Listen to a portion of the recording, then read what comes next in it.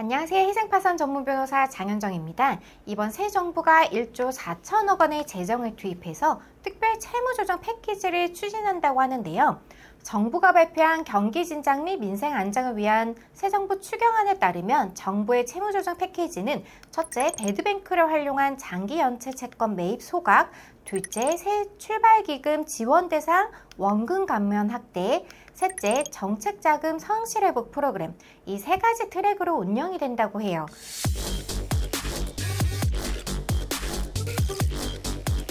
첫 번째 트랙인 배드뱅크를 활용한 장기 연체 채권 매입 소각부터 한번 살펴보면요.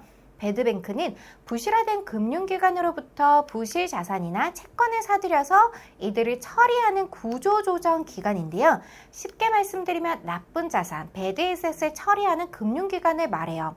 나쁜 자산이란 금융회사가 돈을 빌려줬지만 돌려받기 어려워진 대출, 부실 채권을 말하는데요.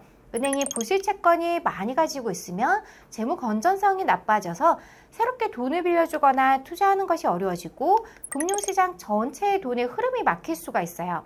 그래서 정부가 배드뱅크라는 특수 목적 기구를 만들어서 부실 채권을 사들이고 채무조정을 진행을 하는 건데요. 과거 IMF 외환위기 때나 글로벌 금융위기 시절에도 한국자산관리공사가 이와 유사한 역할을 수행을 했었거든요. 이번 새 정부가 발표한 배드뱅크 프로그램의 지원 대상은 5천만 원 이하의 빚을 7년 이상 연체한 개인인데요. 개인 사업자를 포함을 하고 있어요. 중위소득 60% 이하로 처분 가능한 재산이 없는 경우엔 장기 연체 채권을 전액 소각이 되어요.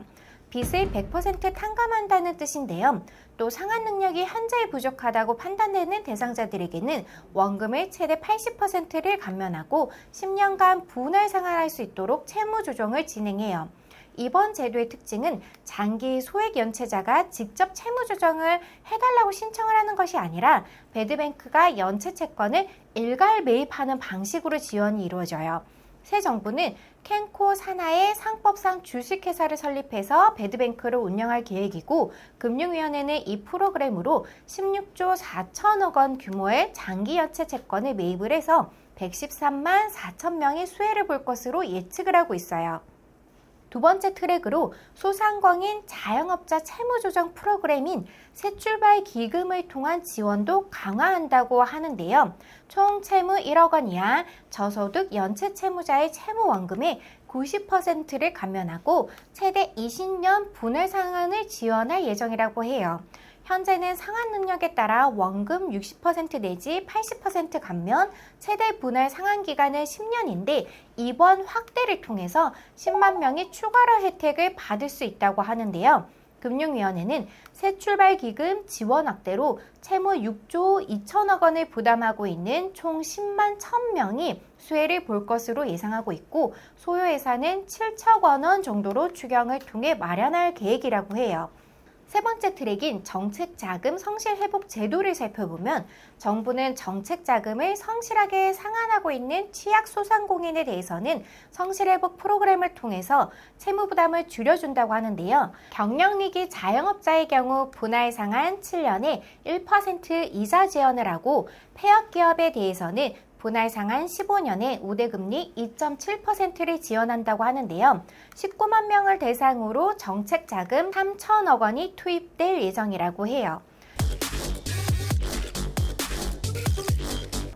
이번 새 정부의 채무조정 지원책이 나왔을 때 도덕적 해이, 형평성 문제를 제기하며 우려하는 목소리가 계속 나오고 있는데요.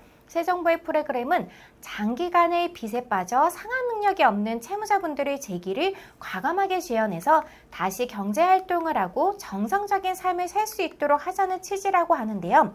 프로그램이 제대로 잘 운영이 되어서 긍정적 효과를 이끌어낼 수 있으면 너무 좋을 것 같아요.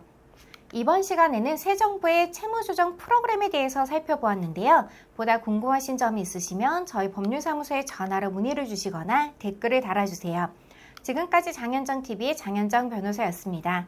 감사합니다.